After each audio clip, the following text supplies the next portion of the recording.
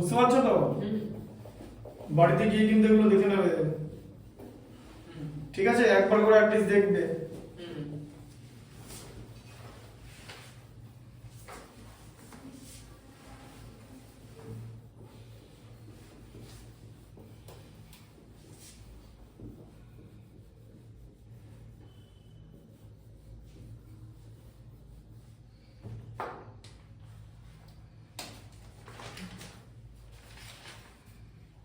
দেখো এক্সারসাইজ 11.2, ঠিক আছে? 8 এরটা করাচ্ছে, 8 এরটা কি আছে লেখা আছে? এ factory requires 42 machines to produce a given number of article in 63 days। তাহলে 63 ডেজে একটা given number of article 63 ডেজের মধ্যে কাজ করতে গেলে 42টা মেশিন লাগে। হ্যাঁ, এবার বলবে যে এতটা সময় নেই, এবার সময় কমে এসছে, 54 হয়ে গেল, তাহলে কত মেশিন লাগবে? তাহলে নাম্বার অফ মেশিনটা রাইট সাইডে হবে, ঠিক আছে?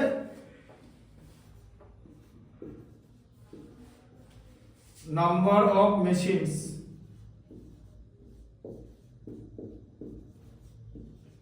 আর এখানে হচ্ছে টাইম।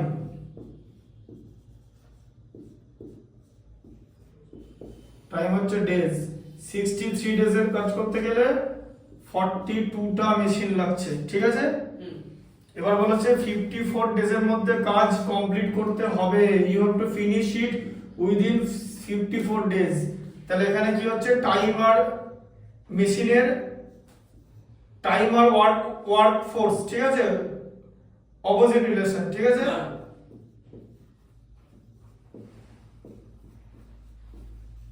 অপোজিট রিলেশন, বোঝা গেল? আচ্ছা, তাহলে আমি প্রথম কি মেথডে যাব? প্রপোর্শন মেথডে যাব, তাই তো? এবার ভালো করে বলো, এক্সারসাইজ শুরু হয়ে গেছে। প্রপোর্শন মেথড কি শিখেছি? এটা নামবে, তাই তো? আর এটা কি হবে? উঠবে।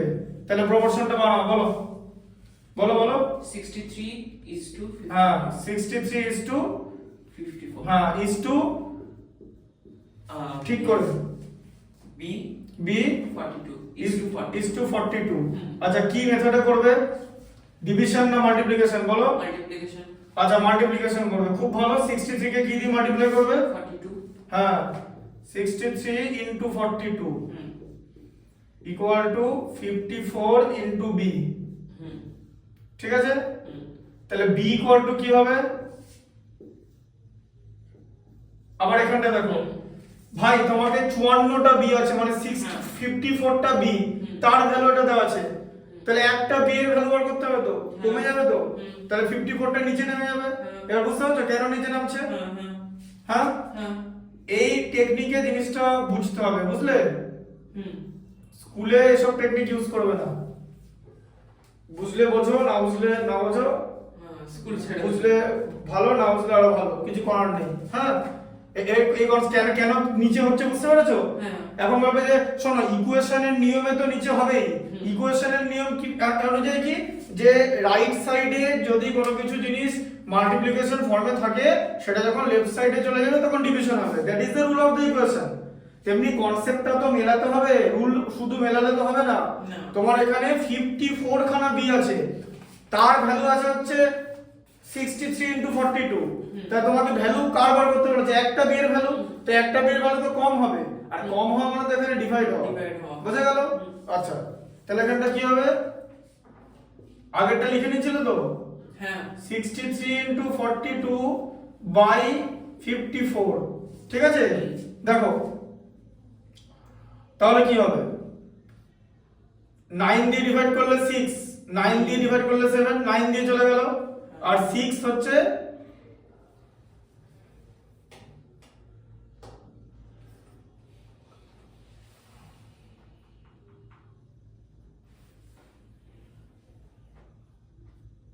9 দিয়ে ডিভাইড হচ্ছে তো?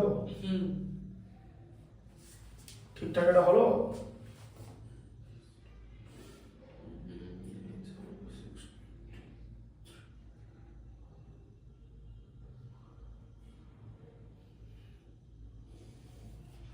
তেষট্টি দিনের মধ্যে 42টা মেশিন লাগে। how many machines would be required?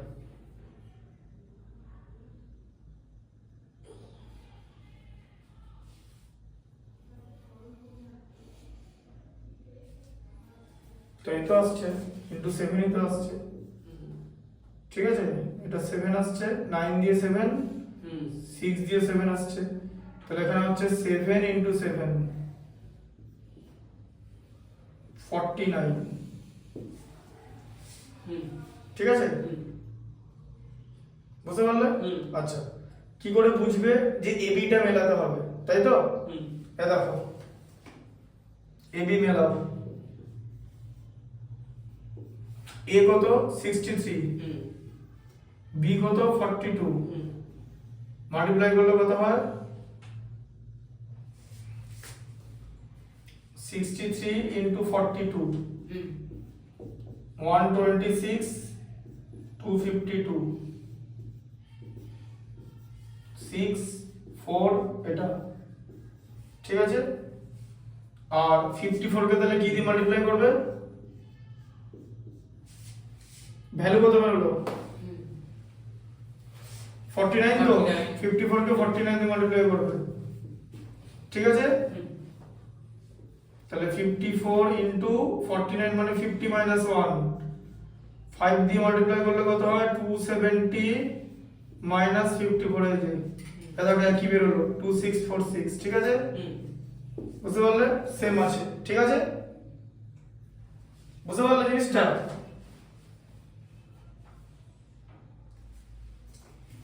বুঝলে তো?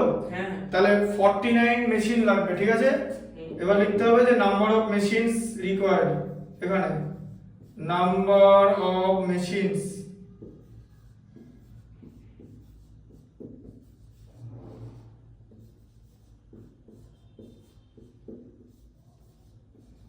রিকোয়ার্ড ইকুয়াল টু 49, ঠিক আছে, 49টা মেশিন এখানে লাগবে।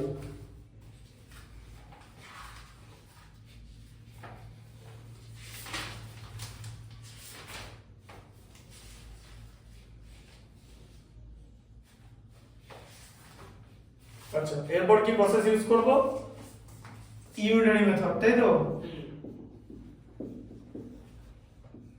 ইউনিটারি। তাহলে কি হবে দেখো, 63 ডেজ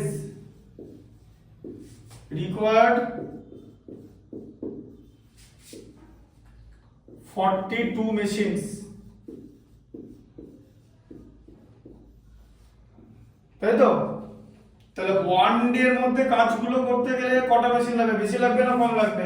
এখানে কি হচ্ছে 63 থেকে 1 হয়ে গেল, তো কমে গেল, তো তাহলে এদিকে কি হবে, বেড়ে যাবে, তো বেশি মেশিন লাগবে, তো বেড়ে যাচ্ছে, মানে 63 ইনটু 42 এতগুলো মেশিন লাগবে, তাই তো। আবার 1 থেকে 54 ডেজ বললো, তো তাহলে 1 থেকে আবার এদিকে বেড়ে গেল, তো তাহলে এদিকে তো কমে যাবে, কমে গেলে কি হবে 63 ইনটু 42 বাই 54, ঠিক আছে। 7 9 দিয়ে ডিভাইড করলে 6, 9 দিয়ে ডিভাইড করলে 7, 6 ইনটু 7 এ 42, তাহলে 7 ইনটু 7 মানে 49 মেশিনস, তাই তো। তাহলে অ্যানসার আবার নিচে লিখে দেবে, number of machines required 49 machine, 49 machines needed,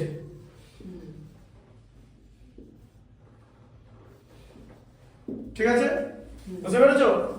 হ্যাঁ, কনসেপ্টটা বুঝতে পারলে তো, অ্যানসার কি করে মিললো বুঝতে পেরেছো তো? লিখে নাও এটা।